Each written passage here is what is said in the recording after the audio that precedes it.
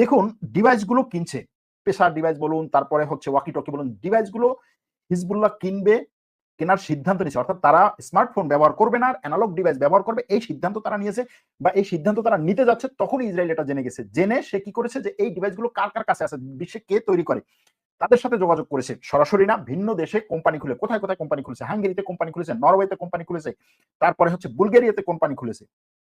কোম্পানিগুলো খুলে তারপরে এই অঞ্চলের ডিলারশিপ সে নিয়ে নিয়েছে। তাইওয়ানের কোম্পানি, সে এই অঞ্চলের ডিলারশিপ নিয়ে বলেছে যে তুমি এই অঞ্চলে যে সমস্ত এই ডিভাইস যার যার কাছে বিক্রি করা, আমার কাছ থেকে বিক্রি করবা, অ্যাসেম্বল আমি করব।